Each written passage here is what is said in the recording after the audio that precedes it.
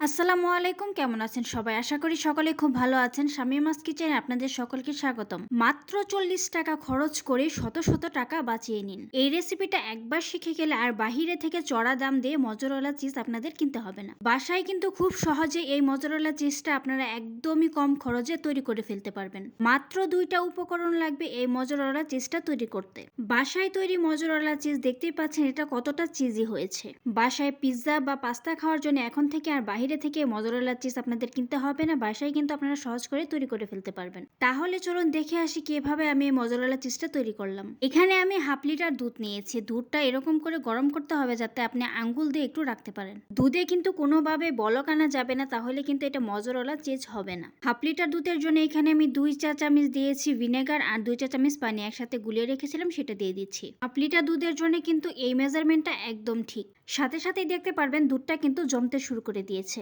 একটা চামচ বা কিছু একটা দিয়ে এভাবে একটু নেড়ে দেখবেন যে দুধটা কিন্তু জমতে শুরু করে দিয়েছে। 1 থেকে 2 মিনিট টাইম লাগবে এটা হতে।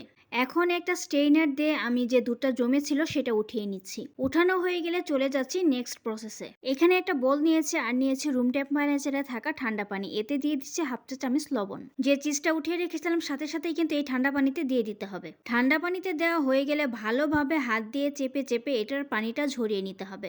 একবার ঠান্ডা পানিতে এইভাবে চুবিয়ে পানিটা ঝরিয়ে নিয়ে যে দুধটা আমরা জাল করে রেখেছিলাম সেই পানিতেও কিন্তু এটাকে চুবিয়ে আবার পানিটা ঝরিয়ে নিব। ঠান্ডা পানি আর গরম পানি এইভাবে চুবিয়ে চুবিয়ে কিন্তু 4 থেকে 5 বার আমি এই কাজটা করে নিব। 4 থেকে 5 বার এই কাজটা করার পরে কিন্তু পানিটা ভালোভাবে চিপে ঝরিয়ে নিতে হবে। যে বাটিতে আমি সেট করব সেই বাটিটা নিয়েছি আর নিয়েছি একটা কাগজ। এখন কাগজের ভেতরে রেখে উপরটা ভালোভাবে র্যাপিং করে দিব।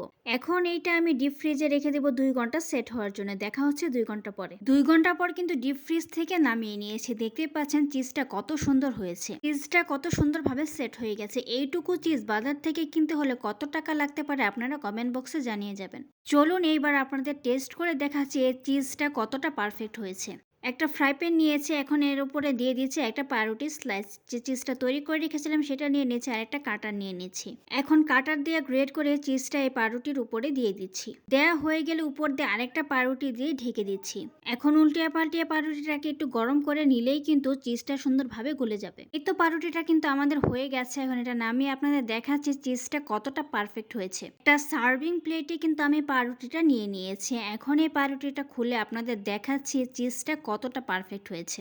একদম দোকানের মতোই কিন্তু পারফেক্ট হয়েছিল বাসায় তৈরি এই চিজটা। এইভাবে কিন্তু বাসায় কম খরচে চিজ আপনারা তৈরি করে ফেলতে পারবেন, তাহলে আর বাহিরে থেকে এত চড়া দামে চিজ আপনাদের কিনতে হবে না। ঝটপট করে বাচ্চাদের টিফিন তৈরিতেও কিন্তু এই চিজটা আপনারা ব্যবহার করতে পারেন। বাসায় পিৎজা বা পাস্তা তৈরির ক্ষেত্রেও কিন্তু এই চিজটা আপনারা ব্যবহার করতে পারেন। ভিডিওটি ভালো লাগলে লাইক কমেন্ট শেয়ার দিতে একদম ভুলবেন না। এরকম নতুন নতুন ভিডিও পেতে আমার ফেসবুক পেজটি ফলো দিয়ে রাখেন। ইউটিউব থেকে দেখে থাকলে চ্যানেলটি সাবস্ক্রাইব করে দিবেন।